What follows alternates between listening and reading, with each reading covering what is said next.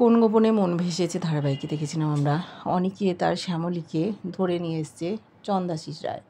বোন বৃন্দা বিয়ে করতে চায় অনিকেতকে। অনিকেতকে দেখে বৃন্দা ওকে জড়িয়ে ধরার চেষ্টা করছে। ওকে যে ঘৃণা করে সেটা জানিয়ে দিয়েছে অনিকেত। বলছে, বৃন্দা, আই ডোন্ট কেয়ার তুমি আমায় ভালোবাসো কি ঘৃণা করো, আমি তোমায় ভালোবাসি, আমি তোমায় বিয়ে করতে চাই। জানতে চেয়েছে চন্দাশিস, তুই শিওর তো? না হলে কিন্তু আমি ওকে মেরে রেখে দেবো। বলল, না দাদা, ওকে মারিস না, আমি ওকে বিয়ে করব।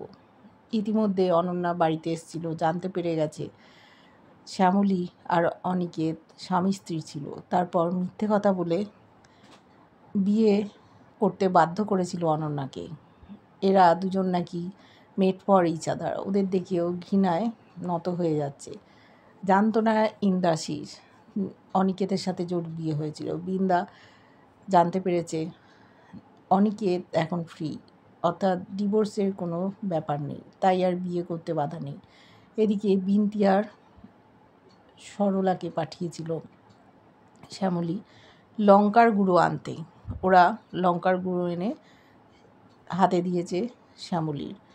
চন্দাশিস বলছে শ্যামলীকে, জানতে পেরে গেছে ওর পরিচয়। বলছে যে তুমি তো পুরোটাই মিথ্যের ওপর নির্ভর করে আছো, আমাকে ঠকিয়েছ।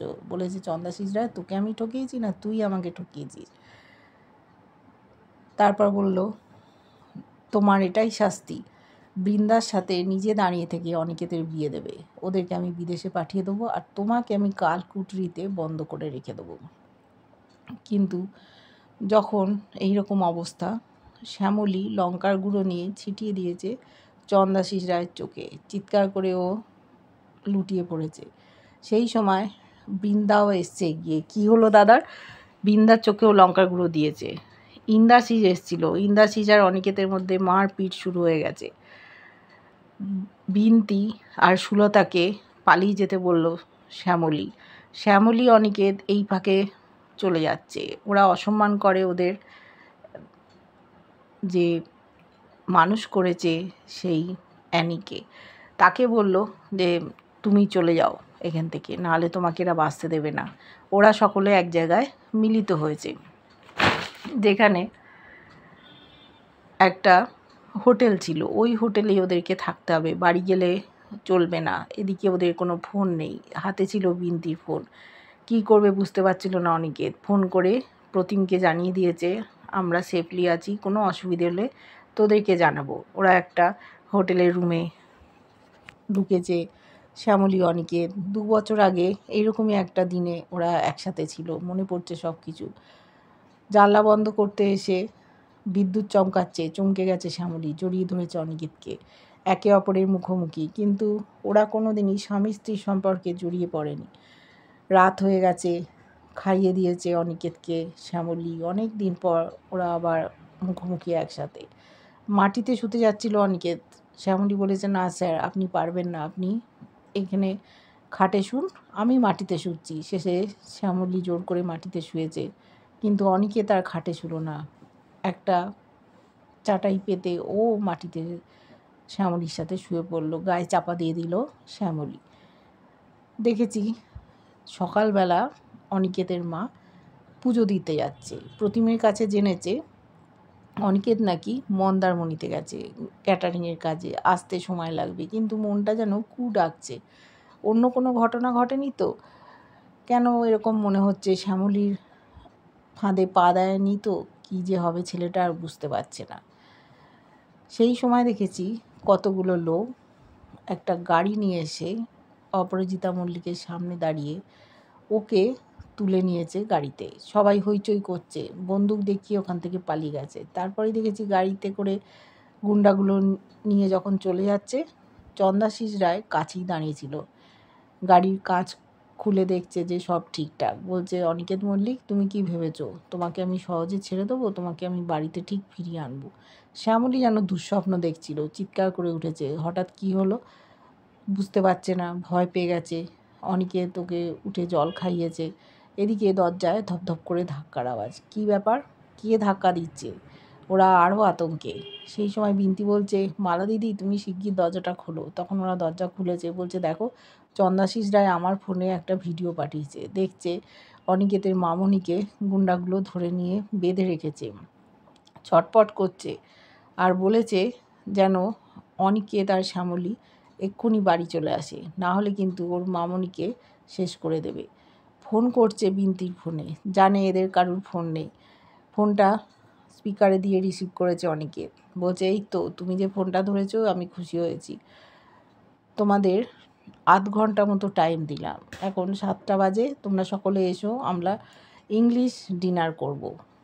আর মামনিকে কেন ধরে নিয়ে গেছে তার কৈফিয়ত দিতে পারবে না, বললো তোমরা এখানে এসো, তোমার মামনিকে আমরা ছেড়ে দেবো, তার বদলে বৃন্দাকে বিয়ে করতে হবে, আর যদি না আসো তাহলে শেষ করে দেবো, এদের হাতে কোনো উপায় নেই। চন্দাশিস রায় সব খবর নিয়ে নিয়েছে, অনিকেতের বাড়িতে কে কে আছে না আছে, সুন্দরী বোন আছে, পরিবারের ঠাকুমা দাদু আছে, এক এক করে তুলে আনবে বদলা নেওয়ার জন্য। দেখলো যে কোনো উপায় নেই, অনিকেত শ্যামলীর হাত ধরে ঘরের মধ্যে ঢুকে এসছে। বৃন্দা আর অপেক্ষা করছিল, চন্দাশিস দেখলো ওরা এসছে, বললো আসবে না মানে, ঠিক আসবে। বলছে অনিকেত আমার মামনিকে তুই ছেড়ে দে, কেন আটকে রেখেছিস? বলছে আমি তো ছেড়ে দেবই, সেই জন্যে তো ডাকলাম, আমি জানতাম তোমরা আসবে, এছাড়া তো কোনো উপায় নেই। শ্যামলীরা কোনো প্ল্যান করেছিল কি না জানি না, পুলিশে খবর দেওয়ার উপায় নেই, পুলিশে খবর দিলে মামনিকে শেষ করে দেবে, কোথায় রেখেছে তাও জানে না।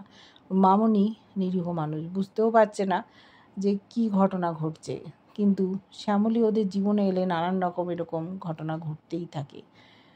বৃন্দার সাথে বিয়ে দেবেই, বৃন্দা প্রস্তুত, বলল কালকের মধ্যেই দাদা তুই বিয়ের বন্দোবস্ত কর।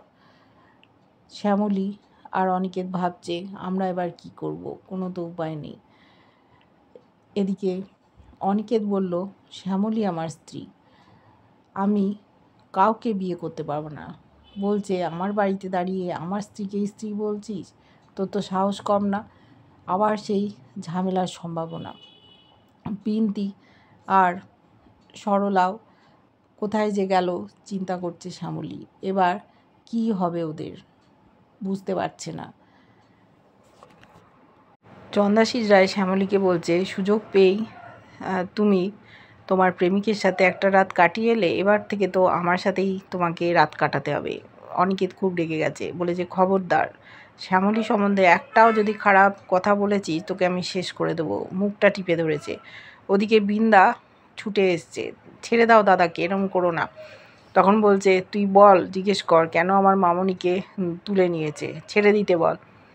জোর করে ছাড়িয়ে দিল, বলছে বিজনেস টাইকুন চন্দাশিস রায়ের গায়ে হাত দেওয়া, তাকে তুই তোকারি করা, আমি দুজনেরই লাশ ফেলে দেবো, মনে থাকে যেন। তোর মামনিকে আমি ছেড়ে দেবো, তার বদলে তোকে বৃন্দাকে বিয়ে করতে হবে। এদিকে বৃন্দা ওর দাদাকে জানিয়েছে অনিকেত আমায় ভালোবাসে কি না বাসে সেটা কোনো ব্যাপার না, আমি অনিকেতকে ভালোবাসি, আমি ওকে বিয়ে করতে চাই, আমি যেটা চাই সেটা আমি পেয়েই থাকি, তুই তো জানিস দাদা। সেটাও জানে ওর দাদা, তাই জেদ ধরেছে বোন, বিয়ে করবে অনিকেতকে, সে ভালোবাসুক আর নাই বাসুক, কিন্তু অনিকেত শ্যামলীকে ছাড়া কাউকে ভালোবাসে না, কোনোদিনই বৃন্দাকে বিয়ে করবে না। বলেছে বৃন্দাকে বিয়ে না করলে মামনিকে ছাড়া হবে না। ওর মুখের দিকে চাওয়াচাই করছে, কি করবে ওরা, চরম বিপদে পড়েছে। ওদিকে আটকে আছে অনিকেতের মামনি, কি করে ওকে ছাড়াবে, কারোর সাথেই তো যোগাযোগ করতে পারছে না। বিন্তি আর সুলতা এরা কি পারবে মামনিকে ছাড়াতে? যদি প্রতিম বা পুলিশের সাহায্য নিয়ে সেখানে পৌঁছে যায়, কি করবে ওরা? চরম বিপদে পড়ে গেছে শ্যামলী, অনিকেত সহ জোড়াবাড়ির প্রত্যেকটা মানুষ। বলেছে এক এক করে সকলকে আমি তুলে আনবো, তুলে এনে শেষ করে দেবো, আমাকে তোরা চিনিস না। শ্যামলীও আর গলাবাজি করতে পারছে না, দেখছে আর কোনো উপায় নেই, ওরা আটকে গেছে। মামনিকে যদি তুলে না নিয়ে যেত তাহলে একটা কথা ছিল, ওরা ঠিক লড়াই করে বেরিয়ে যেত, কিন্তু অনিকেতের পরিবার সম্বন্ধে সমস্ত তথ্য প্রমাণ জোগাড় করে ফেলেছে এই চন্দাশিস রায়। কী করবে এরা? দেখতে থাকবো ধারাবাহিকটা। কেমন লাগছে অবশ্যই লাইক কমেন্ট করে জানিও। ভালো লাগলে সাবস্ক্রাইব করো চ্যানেলটা। যারা ফেসবুক পেজ থেকে দেখছো ফলো করে সাথে থেকো।